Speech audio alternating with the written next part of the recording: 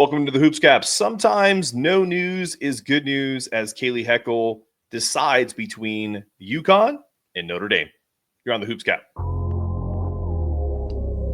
Let's get it. Let's get it. Let's get it. Let's get it. Yeah. UConn, baby. Home of the champions. Let's go. All right. Let's bring in T. Baker. He's kind of sitting there backstage. That was a party followed by me. No, I love this idea that Kaylee Heckle is down to UConn and Notre Dame. We talked about it quickly pre-show. There's not a ton of news on this. So my first question to you is she weighing options in this kind of hypothetical situation where she's choosing one or the other, because that's what it is, between being the somewhat 1A point guard with KK Arnold at UConn and essentially being a maybe playing some two-guard rotation with Hannah Hidalgo? Like, what do you think's going through her head right there? I think there's a lot of different things to consider here. First of all, I just love the dynamic of a UConn Notre Dame recruiting battle. It's just some good old-fashioned rivalry, add some smoke to it, and Notre Dame beat UConn this past year. So I just love the dynamic of the two teams battling out for a top recruit. But for me, it's, to be honest, I think both are great options. And, as someone who covers UConn and wants to see her go to UConn, obviously I want to talk about the benefits of going there, but you got to also give credit to Niele Ivey, the program she's built. I think there's a lot of question marks at Notre Dame, and I think that could be something she's weighing, right? Like this past season, a lot of players entered the transfer portal. Olivia Miles left the transfer portal. There's reports or gossip or whatever you want to call it of tension between her and Hannah Hidalgo. Like, is Notre Dame a team that can share and have more than one star? That's the question for me, and maybe that's part of the equation here. I think it's about fit. Like these are also student athletes who want to have a good college experience. Like you meet the team, you see if it's a good dynamic. I think that's definitely playing a part in it, and also just like potential for a national championship. UConn is closer now to a national championship team than I believe Notre Dame is, and you only got a short window in college. You want to get that ring when you can. No, without doubt. And I did see, what you're talking, I don't even think it's reports. I saw a video with my own two eyes of Olivia Miles and Hannah Hidalgo kind of going at it a little bit in the tunnel of I don't even know what game that was. I didn't know the context, but that's all over X and social media, maybe Instagram. Maybe it's just a matter of, Stores is a little harmonious at the moment because they just hung a 12th banner. And Notre Dame is a little in flux. Could definitely be the case. Yeah, and I want to see these two teams. As far as I know, there's not a contract between them now to play, but I really hope that they play this season. So wherever she lands, that's just an extra dynamic in the conversation, because that's a really exciting subplot within the broader history of a Notre Dame UConn rivalry. I love it. Okay. I know that was a quick segment, but it's really all we know. Like I know that people want us to say. I think she's gonna go. I think she's gonna pick UConn. I'll say that before we move on to UConn players in the WNBA opening day rosters. I really do feel like she picks UConn. Her parents, I believe, are St. John's alums. Maybe I'm wrong on that. I know that she's from Long Island or in the New York area, so Notre Dame's a great school. So if she's thinking outside of basketball, maybe you put Notre Dame above UConn. Maybe some UConn alum will be pissed at me for saying that. I don't know. Just from a education standpoint, maybe that's the case. But if we're just going pure basketball and we're going, who can you learn from? It's kind of like your last chance to be with Gino Auriemma. Like, he's not going to coach forever. Like, I think that's a big part of it too. And I think that's why maybe we're seeing, a woman like Sarah Williams coming there and eventually Kaylee Heckle, because Niele Ivey's going to be there. Like, you know what I mean? Like, people are going to have an opportunity to get coached by her in the future. This is it for Gino. And it's also, the coaching staff at UConn offers so much. Like, I think that that's a piece we don't often talk about, is like, not only do you have Gino Auriemma, you have Chris Daly, who has been by his side the whole time. You have Jamel Elliott, Tanya Cardosa, players who Final Four championship players in their own right and just have been at it for a long time. Like, I think there's such a relational dynamic that forms between the coaching staff. And, there's Chris Daly works a lot with the post and Tanya Cardoso with the guards, so like there's that dynamic too of who do you think you're going to get the best development from. And those are those behind the scenes conversations that I wish we had access to, wish we could be a fly on the wall, but unfortunately we're just speculating.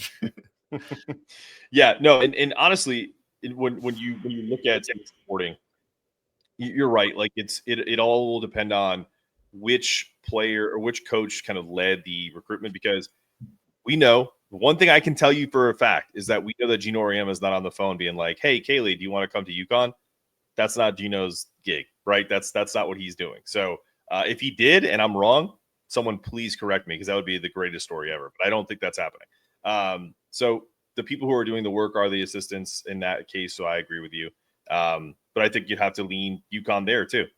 Just from that perspective. Oh, and shout out Ben Cantor getting a job at Georgia Tech, kind of moving to a role there. And I know he's a huge women's basketball advocate and did a great job at UConn. So wish him the best.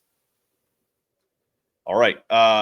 T, we're going to just take a quick break and come back, because UConn players are in the WNBA and they're opening their rosters. And we want to talk about, there's a lot, so we want to get to it. And maybe is it time to say goodbye to the Connecticut Sun? We're going to get to that as well. Don't cry. We'll talk about that coming up after the break.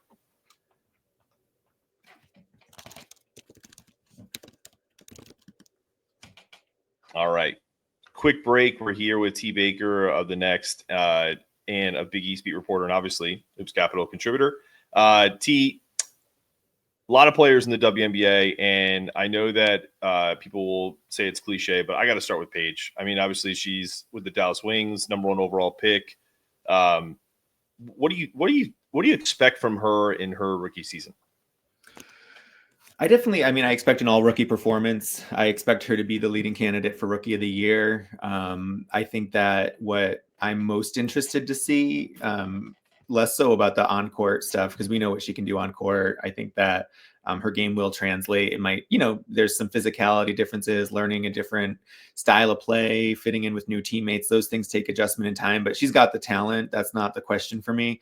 I think that I'm just fascinated on the trajectory of this Dallas Wings program, which prior to coming to Dallas was in Tulsa, and then they moved to, the campus in Arlington, which is, 20 miles or so from downtown Dallas. But next year they will be playing in downtown Dallas. They're building a practice facility. Cooper Flagg was just miraculously selected as the #1 lottery pick for the Dallas Mavericks. Sometimes I do pay attention to men's basketball. And that's a really interesting storyline for me as a reporter, is just like the two perhaps most hyped college players of this past season are now going to be in the same city, can be marketed together. That's an exciting time. And, the Dallas Mavericks really, I guess, got a swing of luck here, because they were looking pretty bad after trading Luka. Not a lot of really good press, or fans were not happy. So somehow they got Cooper Flagg, and it's going to be Paige and Cooper. I really think that in this moment in the WNBA, there's such an opportunity for the cultural impact too. And I think she has a significant cultural impact in that, and she's going to bring that to Dallas. I don't disagree. And I think they've already started to, like, the ad agencies and marketing agencies in Dallas area and others are flocking to that Dallas Fort Worth area and being like, hey, this is what we can do, and this is how we can kind of put them together and all this other stuff. So it's also the conspiracy theorists in me could see that this was done intentionally, not just because of the whole like Dallas Luka trade, but to do exactly what you just said, which is to pair the two most talked about players of the college basketball season last year together now at the professional level. And if you're trying to pump up the value of the WNBA, you're kind of mixing those two together. That helps. Listen, the cream rises to the top together. So if one rides the other, whether it's, Paige is riding his coattails or vice versa, it doesn't matter. Like, the whole idea is that there's a unison there, and there's a potentially some really good opportunity for Dallas to, like you said, building that practice facility, showing the investment into the Dallas Wings could change the entire trajectory of that franchise, but also the WNBA. Yeah. I mean, listen, Gatorade might as well just move their headquarters down there because that's two of their biggest athletes, and they're going to be competing in the same city. I agree. We Cooper Flag needs to get away from New Balance and come to Nike, and then everything would be all harmonious, right? Yeah. That's probably the only thing that they don't have together from an NIL or from an ad perspective is that he signed with New Balance, but he wore a Duke jersey with a Nike swoosh, so anything's possible, right? All right, let's move to two of my favorites, but also two of the top players in the league, which is Napheesa Collier and Breanna Stewart. Who do you think, if you had to pick someone to win MVP right now, who would it be? And are they going to meet again in the finals? Like, I'm just curious. Like, there's a lot of storylines there. You know, I over at the Next, we do an annual like preseason polling of all of our staff of who you think is going to get MVP, and I did vote for Napheesa Collier. And I don't think it's between her and Breanna Stewart. I actually think it's between her and A'ja Wilson. I think Breanna Stewart's going to be an all WNBA first team, but I just think A'ja Wilson's playing at a different level. Like I saw her preseason games. She's come better than last year, and she was the MVP last year. I mean, there's also the piece about voter fatigue, right? She's gotten it a lot of times. Do you give another player the chance to voters? That's an element. These are humans voting for these positions, so maybe that's why I'm leaning towards Napheesa. But I just think Napheesa's game, she's really peaking right now. She's at this moment where she's really got her face on the W2, like in a way that she hasn't before. I think Breanna Stewart, we've seen her be the face of the league, but Napheesa, by starting unrivaled, by that finals run last year, by just the way she dominates on the court, and she's been dominating. This is the thing. Like, if you watch her UConn highlights, like she has been able to do so much on the court this entire time. She's incredibly consistent. So I don't know. I give the edge to Napheesa. Okay. Yeah, I'm not going to argue there. I think, and like I said, you're the expert. I really just wanted to get your opinions there. Let's jump to a topic that we're going to get to with the Connecticut Sun, but they have a few players that obviously don the UConn jersey: Tina Charles, Brina Hartley, and Olivia Nelson Aduda. Tina Charles, veteran presence, former MVP. Does she return to the Connecticut Sun, and is she potentially kind of giving them a boost there? Is this more just kind of like Twilight coming back? I'm how players do that, where they go back where they, where it all started, essentially, to kind of finish out their careers. Where do you think she's at in her career? I think honestly it's both. I think it's her sort of like swan song farewell, but I also think she's a really important piece of the Connecticut Sun team. Like, she's absolutely a starter. She's the most experienced player on that team. I think that she has the opportunity to put up, double averages for them every night. And I think that's huge. Like, that's what she did last year in Atlanta. So I'm really fascinated by this one. And I'm, we'll get to it later. There's a lot of things I'm feeling about the Connecticut Sun right now. And not the least give it away. Just like, not the least of which is like, this team is like a weird team. I don't know. It's new. It's like, not, as someone who's followed the team for the past several years, like Alyssa Thomas, DeWanna Bonner, these were like the foundations of the team. So this is like an entirely new product, and I'm not really sure what it's going to look like. But one thing I am excited, and one thing I will drive to Mohegan to see, is Tina Charles play basketball, because no matter what, she's a legend. I don't know if a lot of people realize she's the second leading scorer in the WNBA behind Diana Taurasi. So she's a scorer. She's a dominant presence. She's never gotten that championship, but she's always been a really dominant player in the beginning of her career. And then, even when she took a break from the W in 2023, she was playing in China, just dominating. So she's a hooper still, and I love to see it. Yeah, without a doubt. Let's go to the other side of the country in the Seattle Storm with Gabby Williams. She might be my favorite player. That's a bold statement. And obviously I've probably said that everyone's my favorite player because they're UConn folks, but just like the way she played in the Olympics, like her ability is just, she's a dynamo. But what do you feel about her? And obviously going to Seattle where Sue Bird played, I'm curious, like just your thoughts on Gabby Williams. Gabby Williams is one of, if not my favorite player to watch in the WNBA, just because I love her style of play. I think she's just a really unique player. People don't realize sometimes that she qualified and tried out for the U.S. track team earlier in her career. Like, she is one of the best athletes, in my opinion, that's ever been through stores, and that's in the WNBA today. So her speed, her shooting abilities have improved. The way she just like really put France on her back last year in that Olympic team performance was really inspiring. And I think Seattle's a great fit. So one thing that is helpful this year is that she hasn't, she stated she won't be playing in the EuroLeague, or sorry, the Eurobasket, which is like where the countries compete for different qualifying positions, whatever, like it's a big tournament in Europe. And she's given a lot of her career to Europe. This year, she's going to be staying with the Storm all year, which is different than past seasons. So I'm really excited to see how she plays with a full year on one WNBA team. And I think she puts them in a really unique place in the WNBA standings. Without a doubt. Real quick, let's talk Golden State Valkyries. It's a new franchise. Tiffany Hayes is on the expansion squad, but also they released Caitlin Chen from their kind of opening day roster.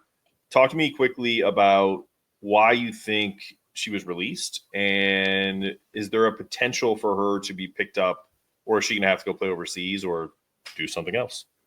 Yeah, I mean, I think there was a part of me that thought she could make the team because Valkyries are still in a transition point. They just had the like dispersal draft. They're kind of a new franchise. I thought she could be a good fit, but she's still a player who I think has some work to do to get to that professional level consistently. I think improving her shooting, her physicality, like I think she could be. I think she could get there, no doubt, and I think she could possibly be a player that Golden State picks up at various seasons if someone gets injured, hardship contract, that kind of thing. So I don't think she's far off. But what I love about Golden State is seeing Tiffany Hayes. And what's so exciting about the WNBA this season too is like there's players from so many generations of UConn basketball. Like, Diana Taurasi left, which is like the end of one significant era. But like you have players now from like that 2009, 2010 run in Tina Charles and Tiffany Hayes. And then you have players from the 2016 era, and then you have Paige Bueckers. Like, it's just such a fascinating trajectory that these players have been on since their UConn playing days. And so I really love to see Tiffany Hayes. She retired briefly and then came back. And I don't know if you check her Instagram out, but she just seems like she's having a great time in the Bay Area. So I love that for her. And I think she's an exciting player for a new franchise. I think if we had all day, we could go into, the Chicago Sky had Mariah Jefferson and Kia Nurse. The Mystics have Steph Dolson and Aaliyah Edwards.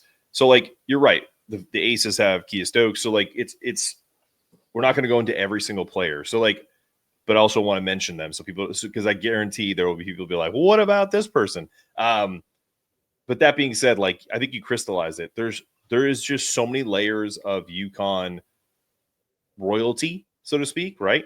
In every level of the WNBA, from stars to MVP candidates to rookies to now, maybe her last season in Tina Charles. So like, it's kind of wild that it's layered this way. And it really just goes to show you that, hey, yeah. And also, by the way, people who call the game, like Rebecca Lobo and you know what I mean? Like Diana and Sue, like they're everywhere. And it's so when people from other schools get frustrated or get UConn fatigue, I understand it, but it's also part of the dominance, is it not? Yeah. I mean, UConn's like legacy has its fingerprints all over the WNBA. Like it's the WNBA started in 1996. I think the first game was 1997, but that was just years after the Connecticut dominance of 1995, which I think was a major push in women's sports. And Rebecca Lobo was put on the U.S. Olympic team, which got some pushback at the time because like maybe she wasn't the best player. Maybe she shouldn't have been on the roster, but she got people to buy tickets, right? And that's the thing. Like, she had changed the sport simply by being herself. And it was a really unique time in the sports landscape where attention could be put on like a small school in Connecticut, but that had an impact on the WNBA. And to the reason that, the NBA invested in it. So just even from the very beginning of the sport, UConn has had a role, and they continue to, and that's a really interesting and perhaps under-discussed part of Oriema's legacy as well. Without a doubt. All right, we're going to take a quick break. When we come back, is it time to say goodbye to the Connecticut Sun? Unfortunately, the answer might be yes. We're going to talk about that after the break.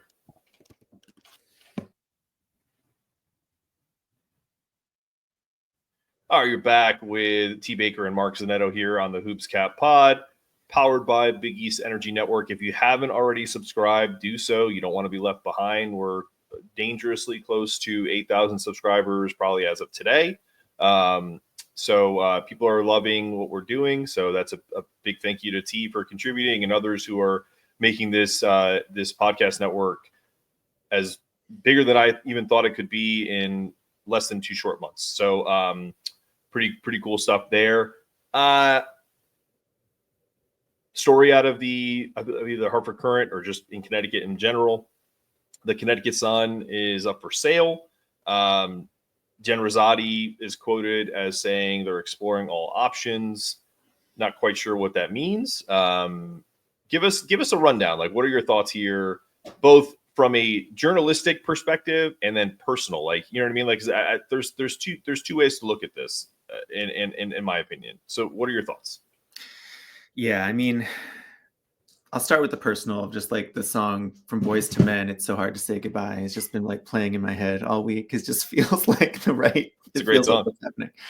The reason that there's a personal element for me is I grew up in Connecticut. I shortly after the Sun moved from Orlando in the early 2000s, went to their games. Remember seeing players like Katie Douglas, Margot Diedick, right? Some of these legends of the sport who I got to see play in Mohegan Sun Arena for the Sun. So there's an element of it that's just sad because I grew up with it, and I think it had a really important impact on Connecticut basketball, and really built on the success of UConn and that fan base. So, but I think from a journalistic perspective, I mean, I think it might be time to say goodbye to the Connecticut Sun in their current formation, because I just don't think that they are on the same level to be able to invest like some of these other owners around the league are. Like, you have the Valkyries who are being funded by the Golden State Warriors right now. You know what I mean? A lot of teams are funded by NBA teams or NBA owners who can just invest more. And I think that the WNBA has just changed, and there's going to need to be that increased investment from franchises if they want to remain competitive. And the fact is, if there's no plans in place to have a practice facility, if you continue to play a Mohegan Sun Arena, like, I don't think that that's the same caliber of facilities that professional athletes in the WNBA have come to expect now. No, I agree. And I think there's some reports about, you know, like essentially practicing like in a community center. Like, it's just Bush League, to be honest with you. Like, let's just be on it. Let's just be real about it. And truly, it's like, for me, it's like no disrespect to the Mohegan tribe. Like, they're doing what they can with the resources they have, but they don't have the resources. Right. So at a certain point, you got to say, look, we don't have the resources. We can't invest in this. And so, like, they just aren't at the, and like Diana Taurasi once famously said, there's levels to this thing. Like, there's levels to this thing, right? Like, there's always going to be teams who can invest more. And right now the Sun are just falling really woefully behind. Yeah, without a doubt. I think for me, it may be time. But I also think it would be really sad for a lot of people in the state of Connecticut. So I think I want to hold my prediction, but the writing's on the wall. Let's be honest, right? And I think people are bracing for it the same way that they knew, and I'm gonna go old school.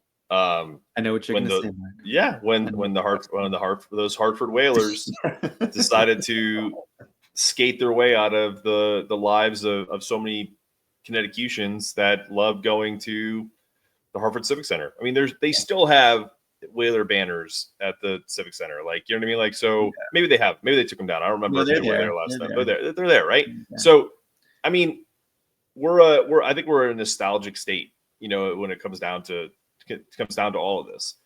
And I really hope they can figure something out, but it's not likely. As you mentioned, like, if they could figure something out, what do you think could potentially be the case? Because there's a shift in the, like, as you mentioned pre-show, like there's a shift in the WNBA where, and you just said it, like where, teams are being funded by NBA owners and potentially some other investment groups.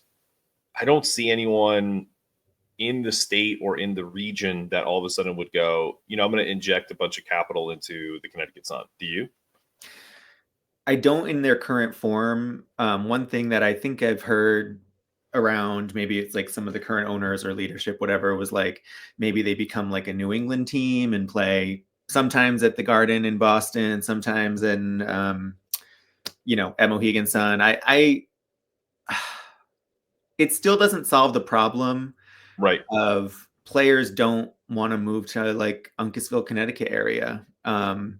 And they don't want to be at a place that doesn't have a plan in place for a practice facility. Like that's what the ante is now. So when you're in free agency conversations, like in your agents trying to get you the best spot, it's not Connecticut. So even if they expand and try to regionalize, like I just still think there's a ceiling. And unfortunately or fortunately, like I think this is a good thing. It's a good thing in the sense that for the WNBA, the product has changed, the price has gone up, and there needs to be different levels of investment. So I simply think that the WNBA has outgrown that current arrangement. I agree. And, I'm sure we're going to get people in our comments that are going to say, well, it hasn't, whether we're talking about, the WNBA turning a profit and all that stuff. And honestly, that's not what we're talking about. This isn't a business conversation. This is a conversation around the players that go there, look at that and go, why am I here?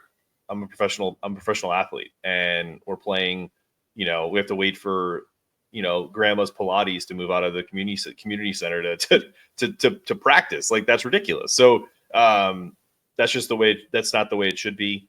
And I don't love the idea of like a New England team but that being said, like if someone like Robert Kraft said, hey, we're going to buy the Connecticut Sun and, you're in, what town are they in? I forget where.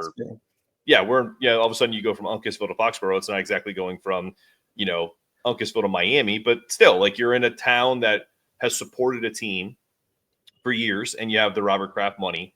I could see something like that to kind of regionalize it and keep it close to Connecticut. But if it doesn't do that, where do you think that they are potentially thinking about relocation? Is it someplace down south? Are they gonna do the Whalers and come to Raleigh? Like what's the deal? Well, I mean, I have no idea about that piece. I know that there are some cities that are considering putting in bids for the WNBA. Philly's one of them. That's not too far. I mean, this team came from Orlando. Maybe they go back. I think Miami's on the table. Like, really? Yeah. If you want to keep like an Eastern Seaboard theme, I don't know. But that's the thing. Like, there's so much up in the air right now with the WNBA, so it's hard to even predict. And these things change quickly. So there's talks about so many expansion teams. Kansas City was on the radar for a while. Denver. So like, who knows? And that's what's exciting about it. But I think the differences in those cities, there's perhaps investors who could invest more, who could give the players what they need and deserve. And listen, it's not about the fans. Like, fans show up to Connecticut Sun games and they still have among the best attendance in the league. It's about the ability to recruit and keep top talent. Like, they're just missing that mark right now. Yeah, without a doubt. All right. Well, this has been another episode of the Hoops Cap Pod. Love having T. Baker on as always. Make sure you check out BigEastEnergy.com if you want to check out any of these wonderful T-shirts and hats that we have for you to purchase. But also, just support the Big East Energy Network. You find us on YouTube. Download any of the podcasts you see. I know people that love basketball. Support the Big East. It's a basketball conference. It's not a basketball and football conference. It's a basketball conference. So that's what we love about it. That's why we're supporting it. And that's why we are doing what we're doing. For T. Baker, I'm Mark Zanetto. This has been another episode of the Hoops Cap Pod. We're out. UConn, baby. Home of the champions. Let's go. Even and Kristen, home of the dogs, you know Riemma. Paige takes the shot, never taking the fifth, and 11 the block, and she throwing ya. Look at the